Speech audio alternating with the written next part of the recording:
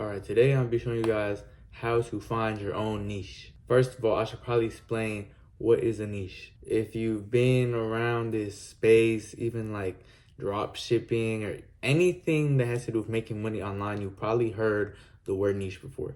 And basically what a niche is, it's like a fancy word for category, right? So I'll give you an example. What I do, Palm Angels, that's my niche, right? People that sell AirPods, that's their niche, right? People that sell, let's say like gym equipment, that's their niche. And why is it important to find a niche? Right now, I'll give you an example. The Boo-Boos are very popular, right? But Stanley Cups were popular back then, right? That was the thing. They were expensive back then, right? Right now, it's the Boo-Boos. And basically what I'm trying to say is, if you don't have a niche and you're just on here trend hopping and stuff, you will not make sustainable money, and it's going to be a lot harder for you to just keep the income going in. And it's because the trend dies down, right? So once this trend dies down, you're going to have to find another trend. And sometimes there's like periods of time that's not necessarily a big thing. You know what I mean? That's why it's important to find a trend, all right? Because if you don't have a niche, you can't get this prop money. But you still get the point, right? Like, let me give you an example. My main item is Palm Angels, right? That's my niche. Palm Angels hasn't been like the big thing in years, right? But it's still popular, right? So I can still get views and people that are interested in this product. It's not a question to me is, oh, what am I going to do when the trend dies down for this? Because there is no trend right now. There's no hype for this item. I don't have to worry about it tanking. If, let's say, you're buying the Boo-Boos, you want to sell them, then you got to worry about that because the Boo-Boos aren't staying here forever. And you can see people buying them in bulk. What are you going to do when you say you buy a lot of 50, right? You buy 50 bulk. And then when you sold your 25th pair in that lot, now the trend dies down. Now you got 25 Labubu's you can't sell, or you can sell them, but for under retail. And I'll give y'all, like, I did that with Denim Tears, right? Like, back when Denim Tears was going for crazy prices, right? I bought some for like 80 each, bro. And I had to end up selling them for $50 because by the time I got them, the trend died down. So that's why it's very important to find a niche and not to just trend hop. I'm gonna show you how to do it, all right? What you gotta do, you gotta think of brands that are just expensive in general, but not too expensive. Like, there's like a Goldilocks zone, all right? There's this zone one, I'll just call it zone one, of low ticket items, right? And that will be like your essentials, Health Star, like anything that it's a known brand, but it doesn't sell for more than $50, right? On the resale market. Then you got your high ticket items. That would probably be Dior, Louis Vuitton, Goyard, you know, like these big designer brands, right? And then in the middle, these are the brands you want to be selling, the ones in the middle. And those would be brands like Palm Angels, Chrome Hearts, AirPods, maybe AirPod Maxes. I might put them in the high ticket zone, but it's subjective, you know what I'm saying? But the reason why you want to sell stuff in this zone is because a low ticket item, that's not going to be worth your time, really. You know what I'm saying? Because you're not making that much money off of it. A high ticket item, you'll make a lot of money, but there's a catch. Let's say a high ticket item, let's say I want to sell this clone Rolex, right? This, you can sell this for like $500, right? Even though this is a shitty cheap one, I sold these for like $200-300, right? And the reason why it's risky to sell a high ticket item is because it's a high ticket item. These items are gonna be more watched by brands. If you put up like a Louis Vuitton bag, right? There's a bigger chance of it getting took down, and it's gonna be harder for you to sell it safely because it's just more expensive and it's just a more well-known brand. So these things will have more security checks. You know what I'm saying? It will be harder to sell this thing easier, even though you'll see that, oh, I can make $500 off of it, right? The catch is that it will be much harder to sell each bag compared to AirPods.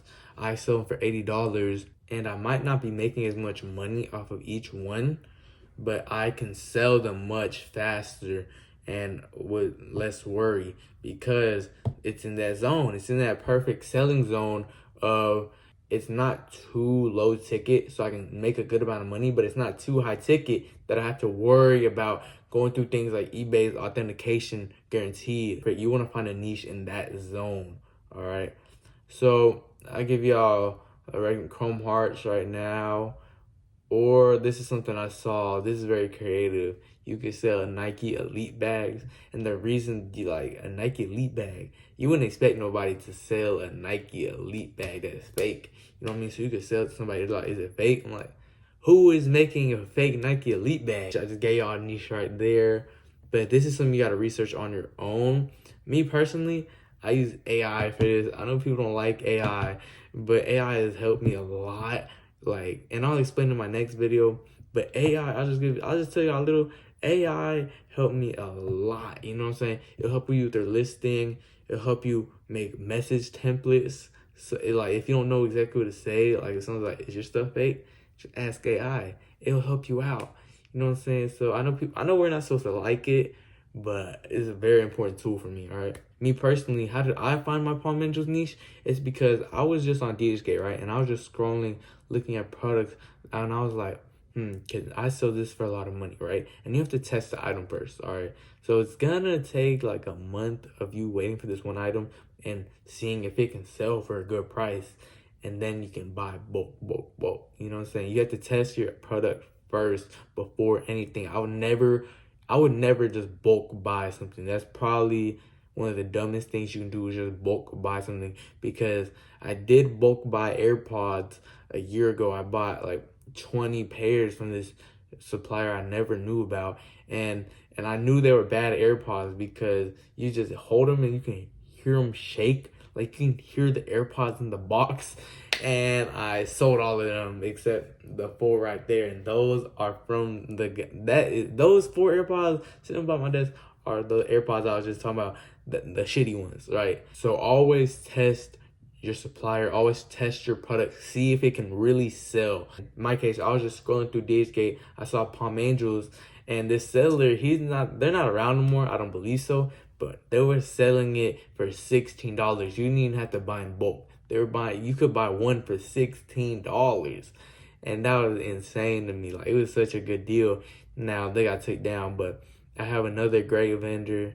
It's on my website, just description of my channel, just click it. I'll put it on sale. I think it's already on sale, but I'm gonna put everything for like $5. You know, I just want to help the people out.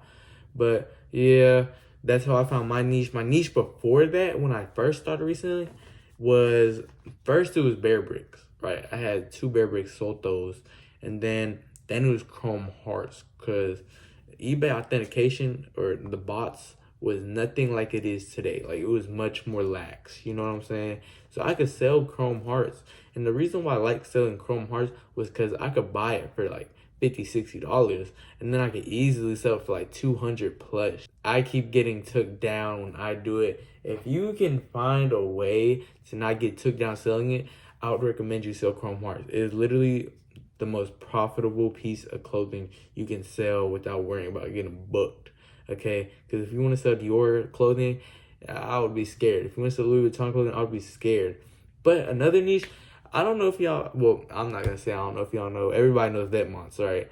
I sold a Venmont shirt for like $80, and it's less known, so I feel like the chances of it getting took down would be lower. But it's also very hard to find somebody that sells Venmonts because it's not as big of a brand, you know what I mean?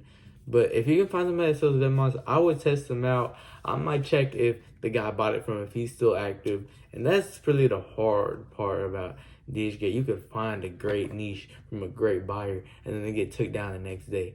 And they'll make a new account, but it's hard. Like, you know, it's hard to go and find a specific product on DHgate, right? Because there's just millions of products, and they're almost all the exact same. They use the same pictures, you know, and it's just like hard to find them. To find a niche, I would basically, first, I'll scroll through DHgate, right? And I would see if there's a good product. I'll test it out. And then once I tested that item out, I would start selling it. That's your niche now, right? Or you could ask AI for some ideas. But I don't ask AI for what's a good niche idea. The things I use AI for is like, how much do you think I can make on this item? What should I send to this buyer that seems a little mad? Should I use OfferUp? I'm getting an OfferUp. I'm letting y'all know that. Once this check comes through, I am gonna buy some stuff, and I'm starting on OfferUp. All right, that's just a little sneak peek for y'all in my future plans. But yeah, a little shorter video today, but basic topic: how to find your niche, how I found mine. Yeah, have a good day.